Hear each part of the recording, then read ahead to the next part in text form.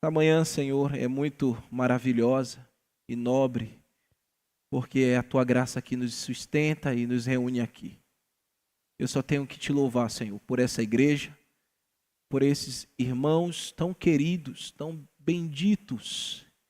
Peço a Ti, Senhor, que nos dê um ano repleto de paz, de harmonia, que possamos crescer, Senhor, juntos, na graça de Jesus Cristo, na exposição da Tua palavra, aprendendo, Senhor, com os nossos ouvidos bem atentos e com o nosso coração dilatado, para que o Senhor, por meio do Espírito Santo, promova as transformações que nós precisamos, Senhor. Ó Deus, todas as vezes que nos reunirmos para considerar a Tua palavra, que tenhamos, Senhor, este o ponto principal da Tua reunião, não porque o homem vai falar, mas porque o Senhor irá dirigir a Sua palavra ao nosso espírito, e é o alimento que nós precisamos, Senhor. Alimenta o Teu povo nessa hora, que eles possam comer da Tua palavra, serem nutridos por ela e dirigidos, que a Tua palavra faça o efeito na vida e no coração de cada irmão aqui, para a glória de Jesus Cristo. Usa-me, Senhor, como instrumento nesse processo, para que tão somente seja um instrumento nas Tuas mãos para a glória de Jesus. Eu Te peço estas bênçãos no nome maravilhoso do nosso Salvador Jesus Cristo. Amém. Nosso Deus é magnífico. Nós olhamos para a narrativa de Esther e não podemos chegar a outra resolução, senão esta, seja a soberania de Deus e a sua providência. Você pode ter claro que Deus está conduzindo a história. Você pode ter certeza de que Deus está preservando o seu povo, isso lá atrás. E Ele continua fazendo isso agora mesmo. Quando tudo parece estar perdido e as circunstâncias em nossa vida parecem ser irremediáveis ou humanamente difíceis, Deus sempre ao longo da história provou a sua força, provou que nada é impossível para Ele. Jesus Cristo mesmo um dia disse: sem mim nada podeis fazer. Há alguma coisa que nós não possamos fora de Deus? Deveras precisamos de Cristo, precisamos dele em nossas vidas, para que ela tenha real sustentabilidade. Aliás, esse termo sustentabilidade está sendo muito falado e ouvido por aí. Mas real sustentabilidade da alma, do coração, da humanidade procede de Cristo.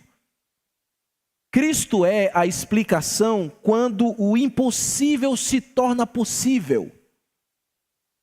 Quando o irremediável alcança a resolução. Quando a falência já foi decretada e o atestado de óbito já foi expedido, mesmo em condições extremas, Jesus é a explicação, a razão, o motivo dos feitos e dos efeitos inexplicáveis, inestimáveis, indescritíveis, que normalmente chamamos de milagres.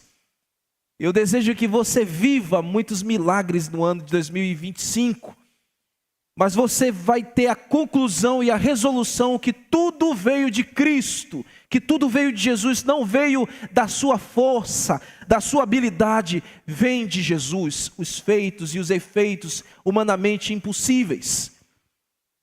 Você já esqueceu que existe um Deus no céu que abriu o mar vermelho e fez o seu povo passar a pés enxutos? Você, porventura, já esqueceu que há um Deus no céu que desbaratou exércitos e derrubou muralhas intransponíveis? Que com 300 homens ele venceu milhares e que derrubou a arrogância de um gigante quando Um simples pastor foi confrontá-lo.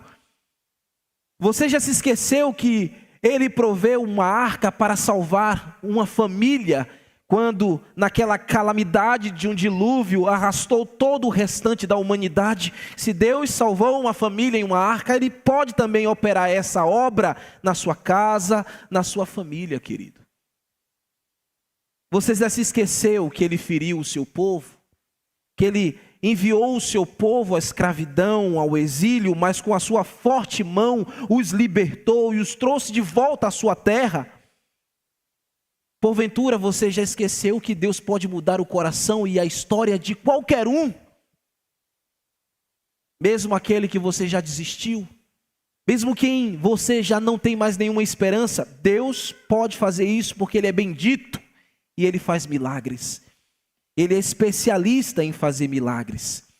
Você já esqueceu que Ele enviou o seu Filho para morrer neste mundo? E esta foi a maior prova do maior milagre que o homem poderia viver: ter os seus pecados perdoados e a comunhão com Deus reatada.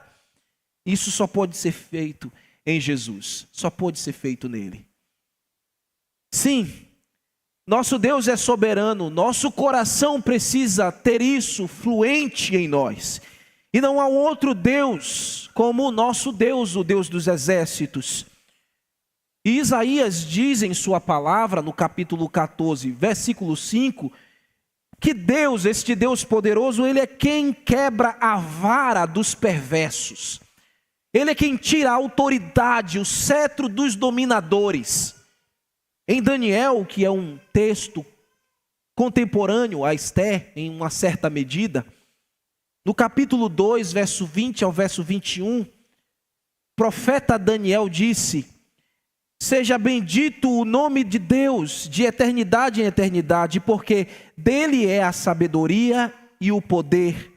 E é Ele que muda os tempos, o tempo e as estações, remove reis e estabelece reis, que dá sabedoria aos sábios e entendimento aos inteligentes. Há um Deus nos céus, que não se cansa, que não dorme, que trabalha para o seu povo. Mesmo Deus que, sendo tão grande, querido, incomparável e transcendente, este mesmo Deus, sendo incomparavelmente transcendente, Ele também é cognoscivo. Nós podemos compreender, Ele é grande demais para a nossa razão. Mas em uma certa medida Ele se revela para nós. Há uma palavra, uma passagem de um gigante do passado, o nome dele é João Calvino. Quando ele se deparou a esta realidade da transcendência de Deus, ele viu que o seu coração transbordava em procurar entender a grandeza de Deus. Ele, escrevendo uma de suas obras, sua obra magna, As Institutas da Fé Cristã, no capítulo 13 ele disse assim: a mente humana não é capaz de compreender Deus em toda a sua glória. É verdade, a gente não consegue. Deus é infinito, não temos categorias para averiguar Deus a fundo.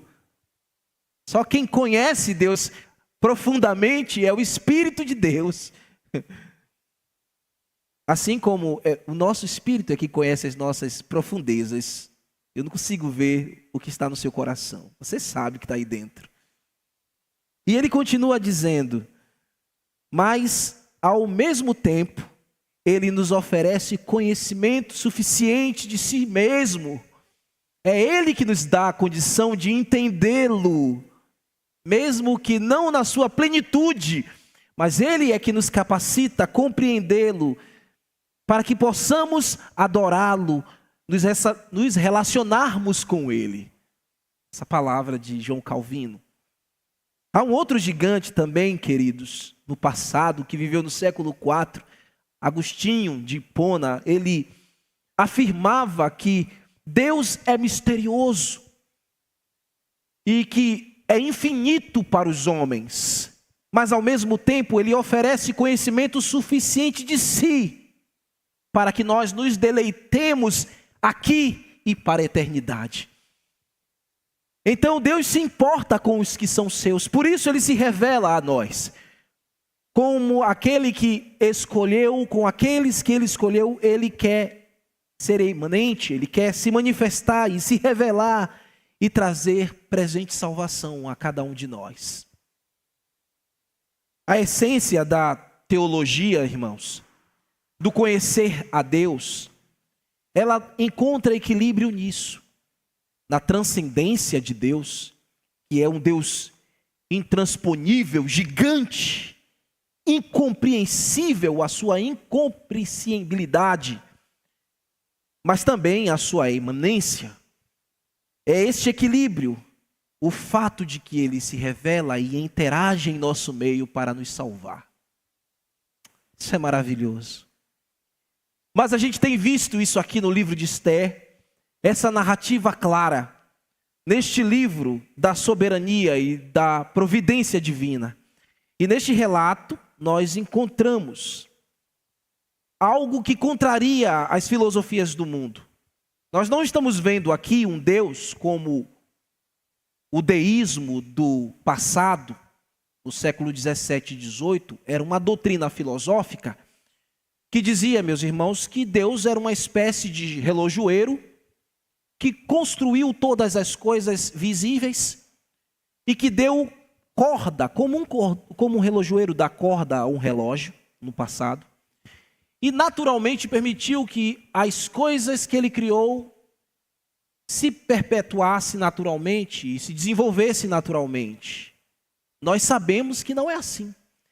Deus não é o relojoeiro que deu corda no mundo, na criação, na humanidade e deixou ela haver navios. Ele está interagindo no nosso tempo, no nosso meio, na nossa vida. Jesus Cristo está presente em sua vida. Ele está movendo a sua vida. Cada fase da sua vida é um movimento de Deus nos seus propósitos. E você consegue enxergar os seus desígnios em cada um momento da sua vida. E no capítulo de hoje de Esther, nós vamos ver Deus frustrando os perversos. Como Deus frustra, interagindo na história, frustra os perversos e os seus propósitos corrompidos. E Ele deixa claro aqui nesta palavra quem é que manda e quem deve obedecer. Deus é soberano, por isso Ele manda. E nós, que não somos loucos, obedecemos. O tema da nossa reflexão hoje, irmãos, é honrem o herói judeu. Honrem o herói judeu. O tema está dentro do capítulo 6, verso 1 ao verso 14. Nós vamos fazer a leitura e as considerações da forma narrativa como nós já estamos bem acostumados aqui. Vamos à primeira cena, meus queridos. E eu chamei essa primeira cena de quando Deus tira o nosso sono. Deus já tirou o seu sono, Clerinho?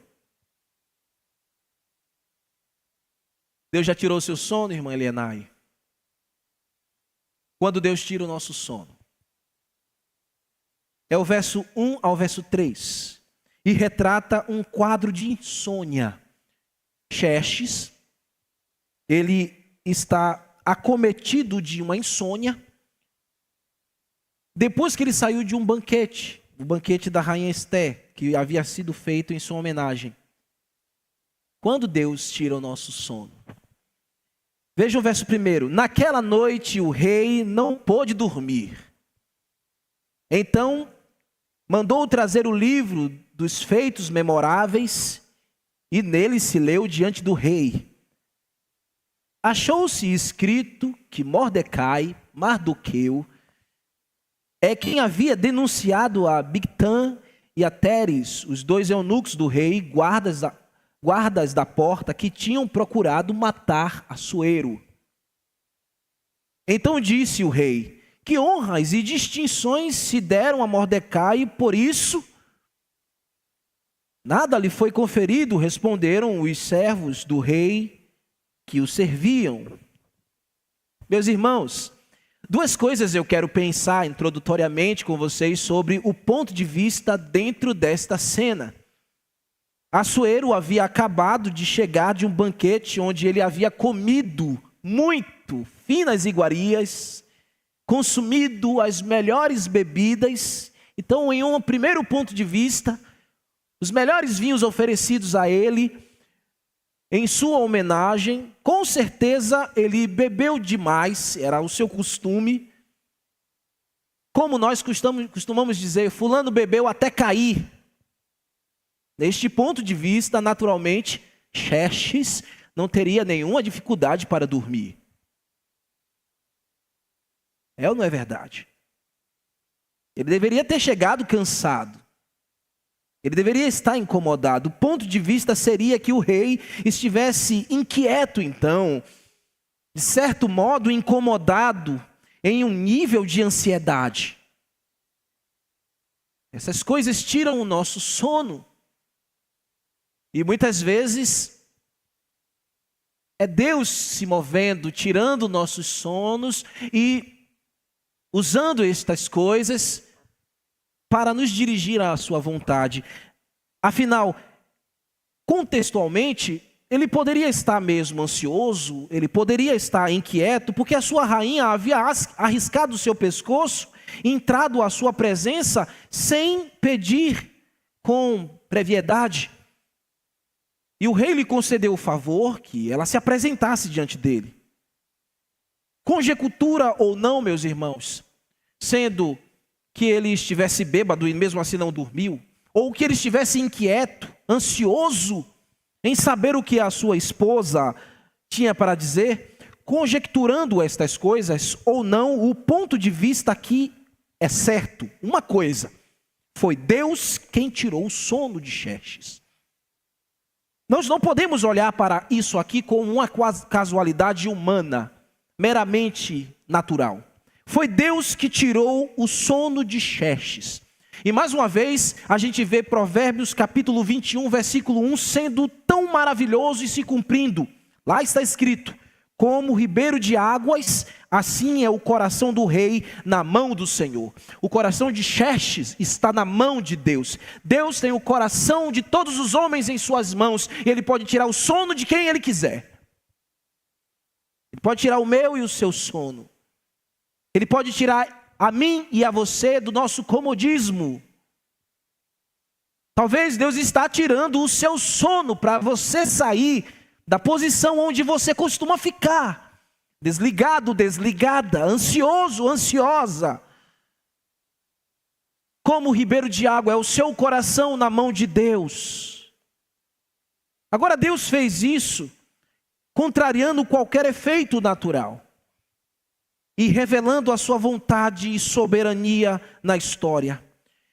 Por quê, queridos? Porque quando Xerxes não conseguia dormir, vocês lembram muito bem que na cena anterior, no capítulo passado, Amã estava reunido com bajuladores à sua volta e com sua esposa, e arrotando arrogância e destilando seu ódio mortal contra o judeu Mordecai. Enquanto ele está fazendo isso em uma cena, em uma outra cena, o rei não consegue dormir. Deus tirou o sono dele. Duas cenas simultâneas aqui. Uma no final do capítulo anterior e essa agora no início desse capítulo. E naquela altura, naquela mesma noite, o que Amã tinha no seu coração?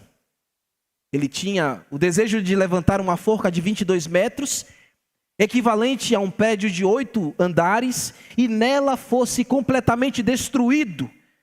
Mesmo antes que fosse servido aquela outra ceia da rainha, ele queria ver Mordecai pendurado e morto. Aí ele poderia entrar para aquele jantar seletivo, o qual ele já havia sido convidado. Como o rei não consegue dormir, para tentar vencer a insônia, o que ele fez? Nós lemos que ele mandou trazer um livro. Era o livro que ficava registrado os feitos memoráveis dos persas e da Média. E esse livro chegou até ele. E veja como Deus é soberano e criativo, meus irmãos. Ele não deixa o rei dormir, porque ele tem um propósito maior para fazer. Deus não vai te deixar dormir até que o propósito dele se cumpra na sua vida. E eu quero que isso aconteça mesmo. Mesmo, irmãos, que cenas distintas estejam acontecendo em nossa vida, Deus está presente em todas elas.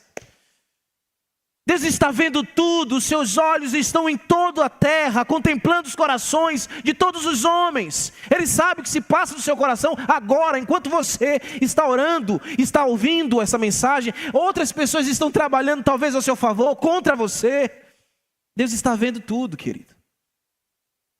Enquanto a limitação em nossa percepção, há um Deus nos altos céus dirigindo a nossa história, para dar o fim que Ele deseja, para a sua glória ser a nossa alegria e a nossa satisfação. E enfim, quando acordarmos, despertarmos de transes, de ilusões, nós possamos agradecer e louvar a Ele.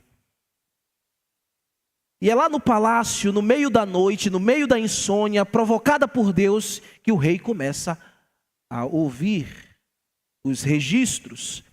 E ele se depara com uma trama que o escritor havia colocado aqui para a gente lá no final do capítulo 2. Nós já passamos por ela, quando Bigtan e Teres, que eram servos eunucos que serviam a Assuero ou Xerxes, planejaram executar o imperador. E vocês sabem que Mordecai ouviu e livrou o seu rei. Que recompensa ou reconhecimento Mordecai ou Mardoqueu recebeu deste ato histórico, heróico? A resposta daqueles que estavam lendo o livro foi: Senhor, nada foi feito para aquele que heroicamente preservou a sua vida. Crucialmente, Senhor, o ato de Mordecai foi essencial para que você estivesse vivo aqui, nos ouvindo agora. A pergunta de Xerxes é retórica, por quê, irmãos? Porque na tradição dos persas e da Média, existia um feito que deveria ser praticado, que era chamada a ordem dos benefícios, a ordem dos benfeitores do rei.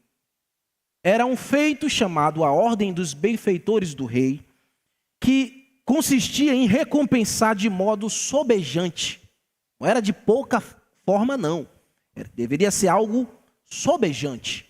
Aquele indivíduo que houvesse prestado algum serviço excepcional ao rei. Havia uma tradição para isso. E Mordecai havia sido a peça fundamental para desarticular aquele plano de destruir o imperador. Mas o autor da história, que é Deus, não deixou que Mordecai fosse honrado naquele dia. Normalmente ele seria honrado. Há uma lei, há uma regra. Mas Deus fez com que todos esquecessem. Como o nosso Deus é maravilhoso, né, irmãos? Sabe por que às vezes algumas coisas fogem do seu controle e mesmo depois você diz: mas meu Deus, como eu deixei isso passar? Eu sou perito nisso. Naturalmente eu não deixaria, é porque Deus está provendo algo maior, um livramento. E você muitas vezes diz, você se culpa. Deus move a história. Ninguém poderia esquecer isso aqui, era praxe. As pessoas ficaram sabendo de tudo aquilo. Quando nós vimos no capítulo 2, houve uma averiguação. O rei mandou averiguar, tudo foi feito e quando foi comprovado que Bigtan e Teres eram culpados, eles foram enforcados. E como é que na sequência Mordecai não foi honrado? Porque Deus não deixou. Deus impediu, porque tinha que ser agora. Tinha que ser nesse momento onde o inimigo de Israel estava planejando enforcar Mordecai. Na mesma madrugada, Deus não deixa o rei dormir, para que seus planos sejam feitos maravilhosos. Deus está tirando o nosso sono, queridos.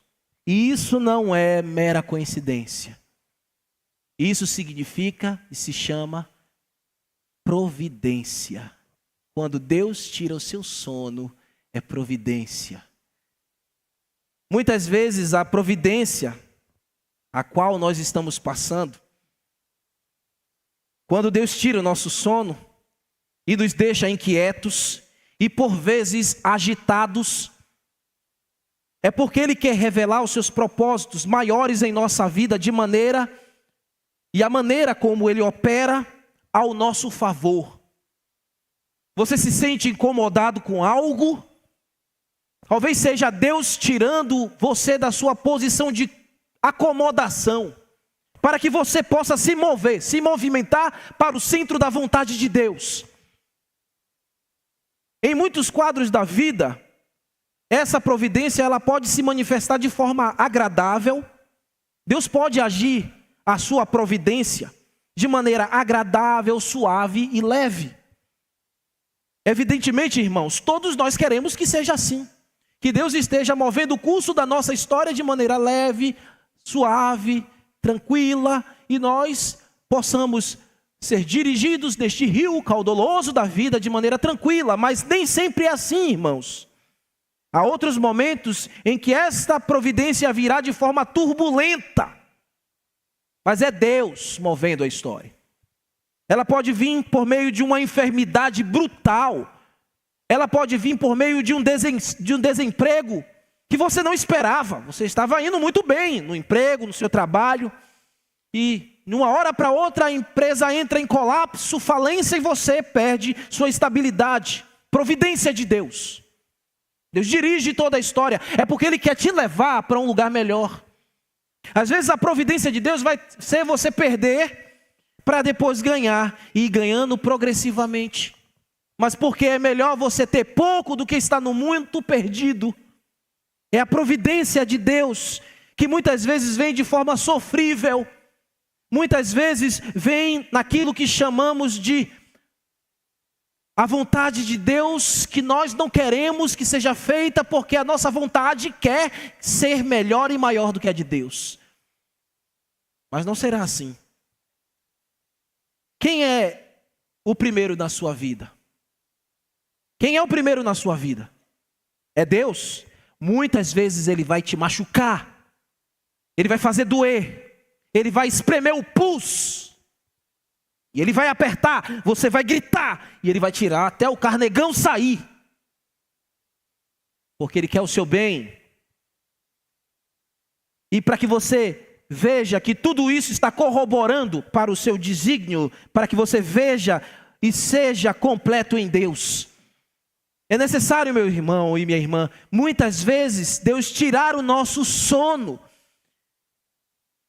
para que nós venhamos buscar mais a sua intimidade, para que nós possamos estar na sua presença. Ele tira muitas coisas da nossa vida e ficamos com insônia, para que a gente possa se achegar mais a Deus, para que a gente possa sair dos holofotes, para que o nosso coração, que muitas vezes está enviesado por caminhos malignos, saia desta rota de destruição e naturalmente possamos enxergar a vontade de Deus. Então não fique queixoso, não se queixe quando Deus está tirando o seu sono, quando Deus está tirando a sua estabilidade, quando depois de uma festa, o que normalmente você deveria fazer era dormir, descansar e acordar forte para o dia seguinte.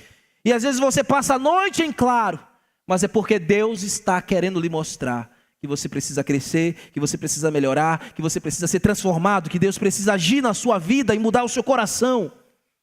Sabe, isso é maravilhoso, meu querido irmão. Estar presente no Senhor em momentos assim, onde Ele está movendo a nossa vida. Deus está tirando aquilo que comumente nós chamamos zona de conforto. Deus tira. Deus não vai deixar um filho seu na zona de conforto. Ele quer que estejamos na sua zona, na zona da graça. Amém? A próxima cena, ela enquadra os versículos 4 ao versículo 8. Olhem comigo. Eu chamei de ansiedade e mais intenções com tempero de vaidade. Ansiedade e mais intenções com o tempero da vaidade. Irmãos, aquela madrugada já estava sendo vencida. E o que acontece? O rei não dorme. O rei não dorme. Muito provavelmente o dia já está raiando, já está clareando. E Assuero viu alguns passos. Apressados, agitados. Nos seus aposentos. Veja comigo, verso 4. Perguntou o rei: quem está no pátio? Ele ouviu, logicamente. Ora, Amã tinha entrado no pátio exterior da casa do rei, pátio exterior da casa do rei, para dizer ao rei que se enforcasse Mordecai na forca que ele preparou para Amã. Deixe-me lhe pontuar algo interessante aqui. Lá no capítulo 5, versículo 1, nós vimos que Esté entrou no pátio interior. O pátio interior era o lugar onde ela arriscou a sua vida para estar diante do rei. E ali, naquele pátio interior, ela estaria agora diante do trono do rei. Mas Amã não fez isso. Amã é sórdido. Amã é macaco velho, como nós dizemos. Ele é esperto, ele é frio e calculista. Então ele sabe que mesmo com prestígio, se ele entra direto na sala do rei, ele pode ser executado. É uma questão de princípio ali. Então ele fica no lugar exterior, que é o lugar onde se espera uma audiência com o rei. E ali ele fica, e logo ao amanhecer, ele traz consigo suas más intenções.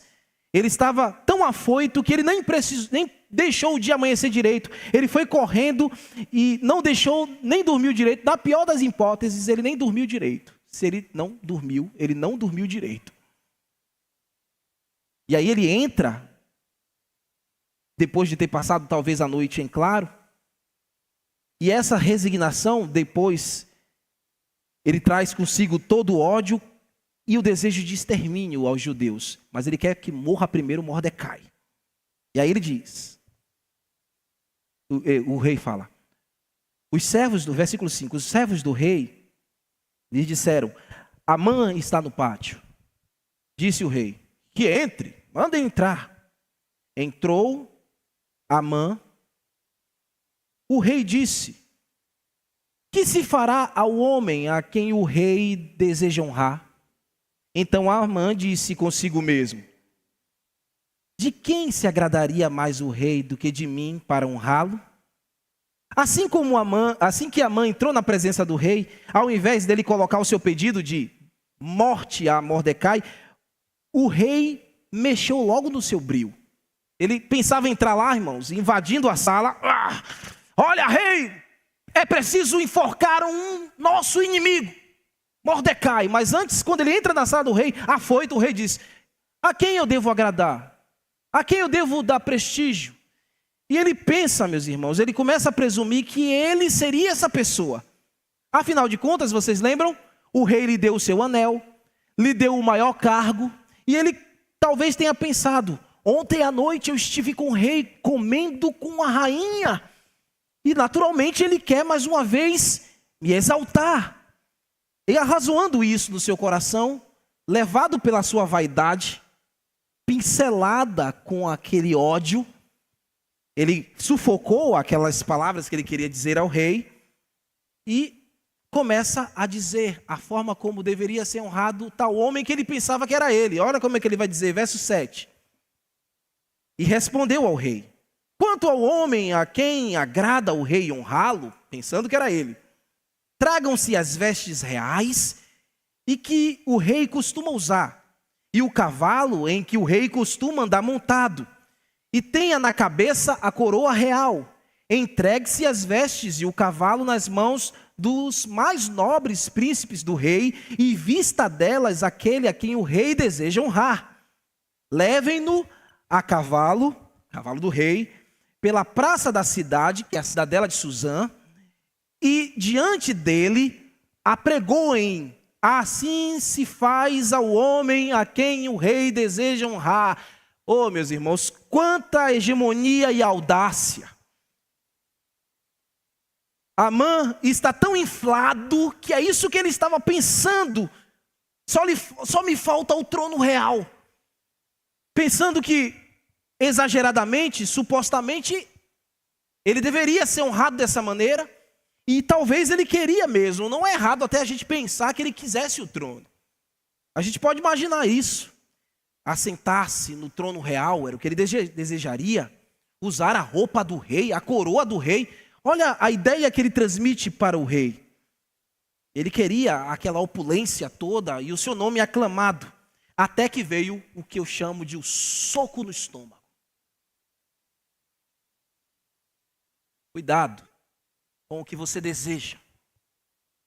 Cuidado com o que almeja o teu coração, com aquilo que você quer e onde você deseja ser elevado. Sabe quem vai dar um soco no seu estômago? É Deus. Deus vai lhe dar um nocaute. Você vai cair. E você que é filho de Deus, Ele não vai deixar que você seja vencido pela arrogância. Ele não vai deixar que você seja vencido pela vaidade. Às vezes você não sabe a arrogância e a vaidade que está no teu coração, mas Ele vai lhe dar um soco para você cair. Cuidado com o que você pensa. Cuidado com o que você quer se tornar. É para a sua vaidade? Cuidado com a glória que você almeja. Amã recebeu um golpe duro, impetuoso. Veja aí o verso 10.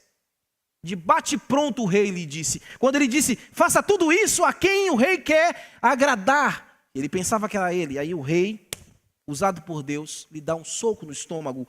Como ele disse, de bate pronto. Verso 10. Então disse o rei a Amã, apressa-te. Toma as vestes e o cavalo. E Amã,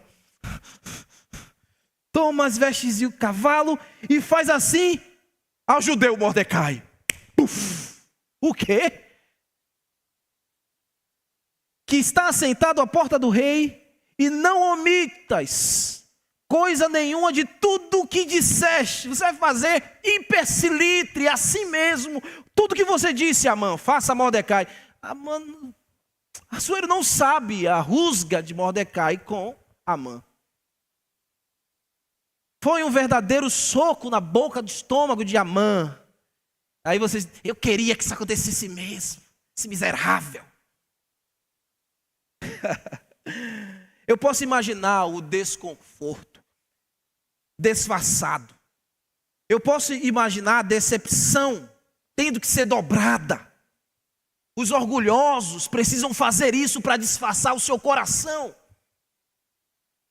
As pessoas que trazem desejos sórdidos em seus corações, quando os seus caprichos não são cumpridos, o que normalmente eles fazem? Eles tentam disfarçar a sua frustração. Mas para nós que somos servos de Deus, nós não devemos fazer isso. Quando Deus nos golpear, queridos, nós devemos nos humilhar, baixar a crista, se arrepender, pedir perdão e seguir o propósito para que Ele nos dignifique. Mas Amã tenta, nesse nocaute, fazer de tudo. Aquele sorriso amarelo, com certeza já estava na sua face. Disfarçando tudo. Afinal, ele não pode nem deixar que o rei imagine que o homem agora que o rei quer exaltar, ele queria que ficasse pendurado, enforcado na forca que ele construiu. A forca monumental. Amã não podia deixar que isso chegasse nem de longe ao coração do rei, porque senão ele seria morto ali mesmo. Como é que você quer matar o homem que me livrou da morte? Então você é meu inimigo. E aí ele recuou. Aquele homem inflado, aquele homem cheio de arrogância e de vaidade, murchou. Deus faz isso com os vaidosos. Deus murcha os vaidosos, os inflados. Deus murcha os avarentos. Deus murcha com um soco forte na boca do estômago. Mesmo que eles queiram disfarçar, eles murcham. Amã não entendia nada, mas Deus estava movendo tudo. Quem vive alimentando vaidade, presunção, arrogância, indiferença, ira mortal no coração, inevitavelmente, em algum momento será surpreendido por quem? Por Deus. Vai ser surpreendido por Deus. E é na hora em que você menos espera. É na hora em que você acha que você está no alto da crista da onda. É na hora que você pensa que tudo está aos seus pés. Imagina o primeiro-ministro do império, homem que tinha recebido toda a proeminência do rei. Ele achava que tudo que ele pedisse seria para o seu bem. Por isso ele presumiu no seu coração, como lemos, que ele seria tal homem. É quando a arrogância está nos levando para o mais alto nível dos desejos naturais e ambiciosos que uma alma longe de Deus pode atingir.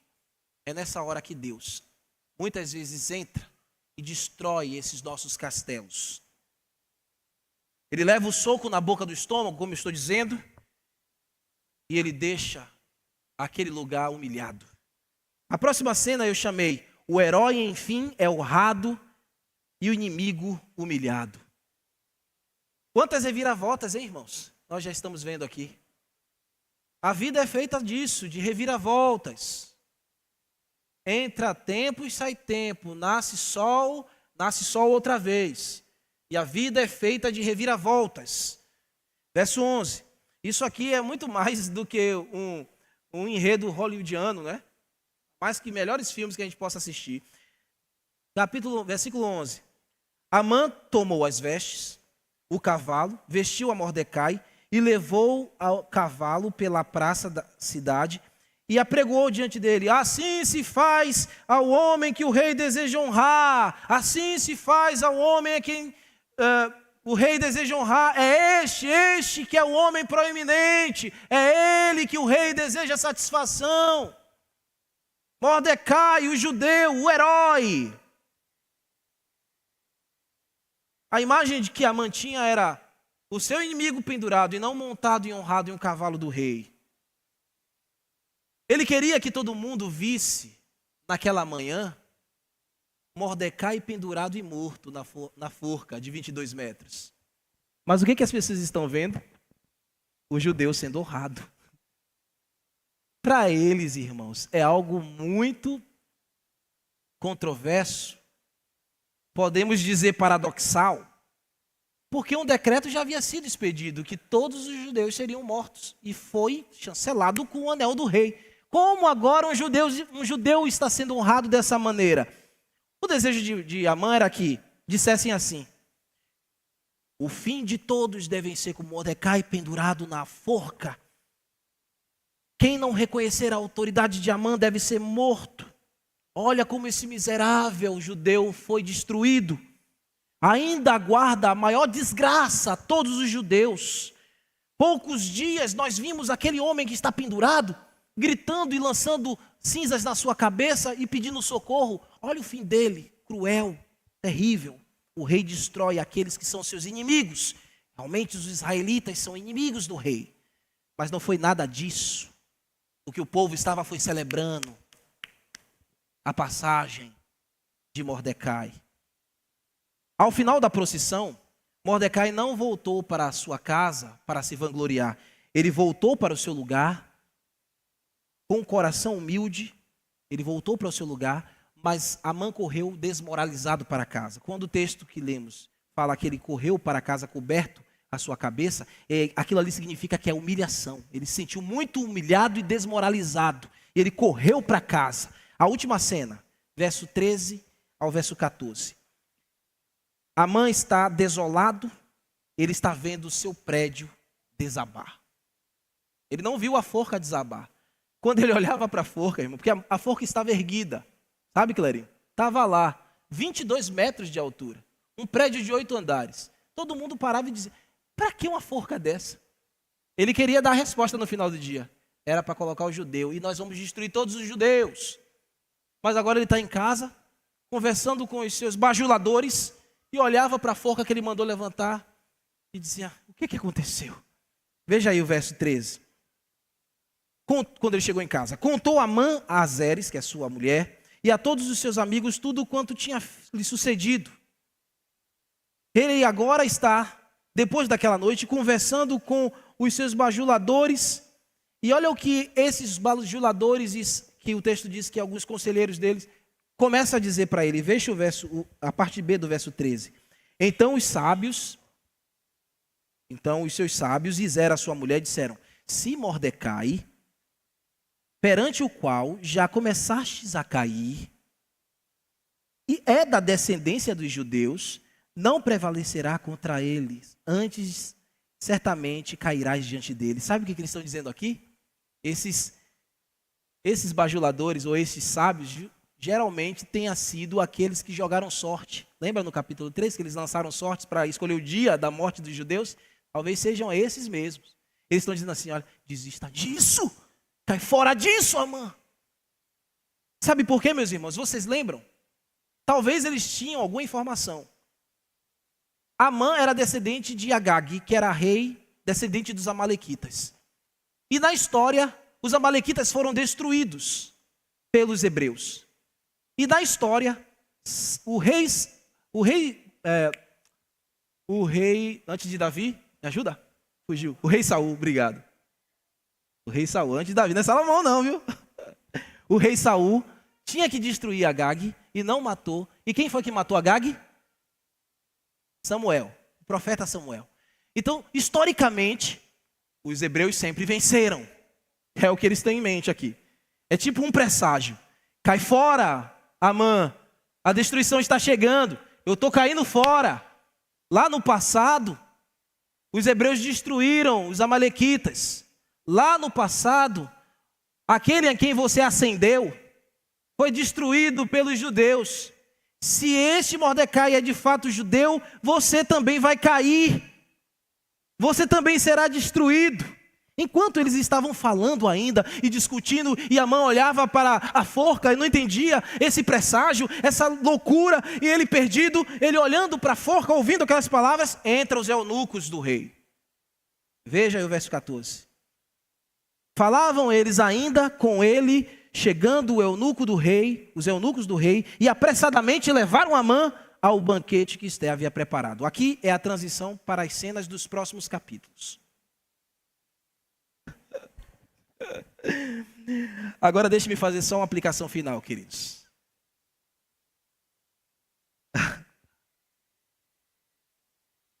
Meus irmãos, quando introdutoriamente eu falei que Deus é magnífico e faz as suas coisas maravilhosas, é por causa da sua multiforme providência. A forma como já vimos, Deus destruindo, já estamos vendo Deus destruindo o castelo de ilusões de Amã e o intento maligno do seu coração. Tudo está ruindo. Na história, Deus está revelando a sua vontade e o seu braço poderoso. Ele não se esqueceu de nenhum judeu que estava presente nas 127 províncias de Suzã. Ele vai providenciar o livramento. Nós já veremos já. Mas aqui nos mostra que ele também não se esquece de nenhum de nós. Deus não se esquece de você. Mesmo que ele lhe tire o sono, mesmo que ele lhe dê um soco no estômago, Deus não se esquece de você. Mesmo que ele envie providência dura, mesmo que a providência dele venha de forma tranquila, serena, e mesmo que seja brutal, terrível, Deus está se movendo e provendo a sua vida, e nós devemos nos humilhar em sua soberania e saber que Ele que é grande, Ele é quem manda, e nós obedecemos. Deus frustra os poderosos, Deus destrói os intentos dos poderosos. Enquanto Amã quer destruir Mordecai, agora ele tem que engolir a seco que Deus está revelando que ama Mordecai.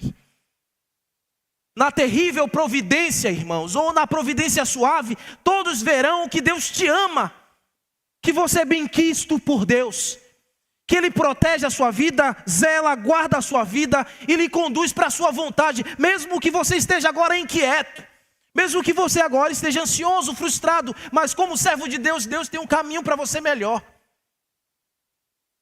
Lá em Isaías 13:11 diz: castigarei o mundo por causa da sua maldade e os ímpios por causa da sua iniquidade. Darei fim à arrogância dos soberbos e humilharei o orgulho dos tiranos. Deus destrói os arrogantes, os soberbos. Em Provérbios 16:18 diz: a soberba procede à ruína e a altivez o espírito, de espírito a queda.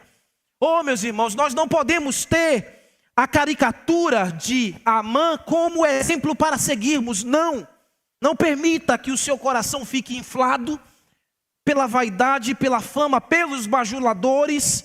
Não busque tirar proveito de pessoas, de ambiências onde você é influente, porque toda a ufânia e toda a opulência cega, meus irmãos, e causarão um grande final de decepção. E sabe o que vai ficar na língua? Aquele amargo.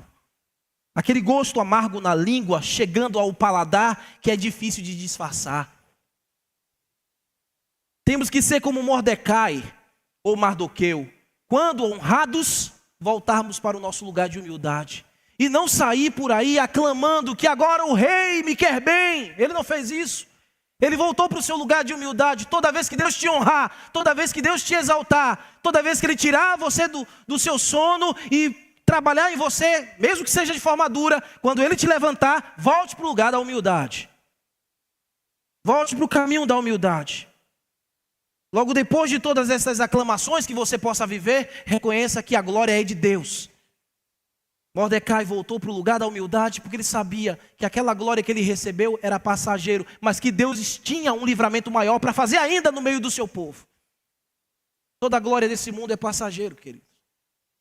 Tudo que vislumbramos nessa vida não tem valor eterno, tudo vai ficar aqui. Mas os valores eternos nós carregamos para a eternidade. É isso que deve mover o nosso coração. Aqui também tem um outro fio condutor nessa história. Essa história é linda, que envolve um outro homem. Um outro judeu. Que viveu no meio do seu povo. Que viveu entre nós. E era para ser reconhecido como o rei dos judeus. Mas o seu próprio povo não o aceitou. O rejeitou. Um dia aquele rei, de fato, mais desconhecido e rejeitado, entrou pela cidade. Não na cidadela de Suzã, mas em Jerusalém. E ele entrou em Jerusalém, não montado em um cavalo branco imponente como Mordecai, o judeu herói. Mas ele entrou montado em um simples alazão. Você sabe o que é um alazão? Um jeguinho, um burrinho. Ele montou um alazãozinho, desprezível.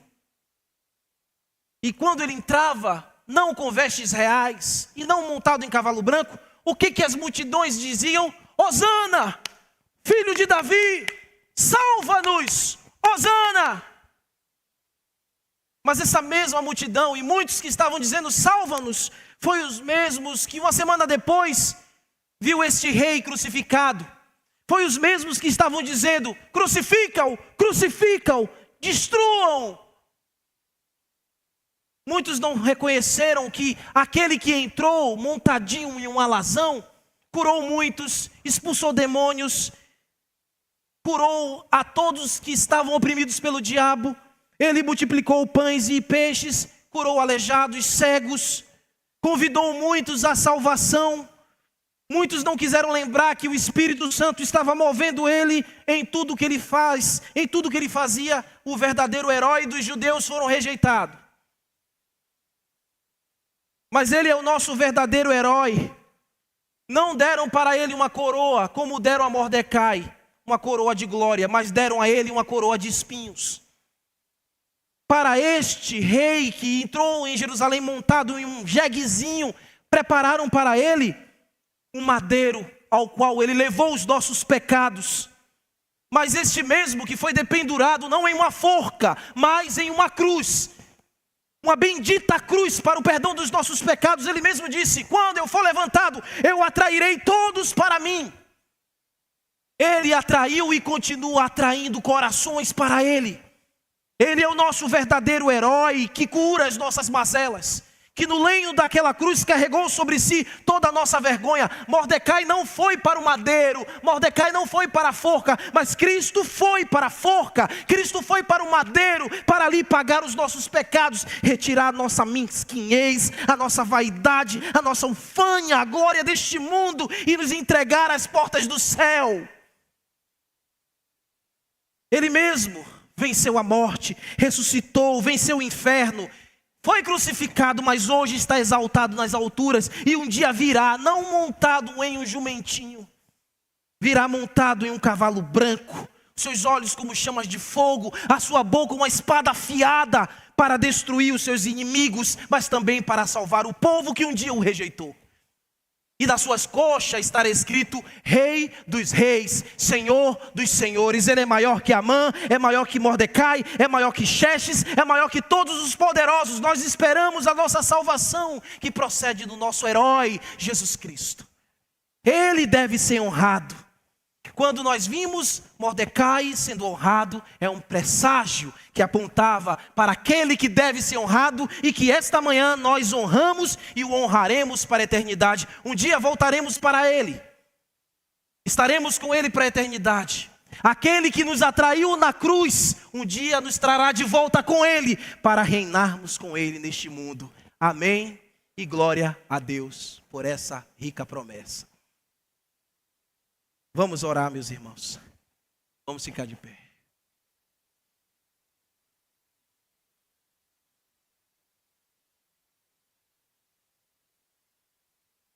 A vida, Senhor, é feita de reviravoltas.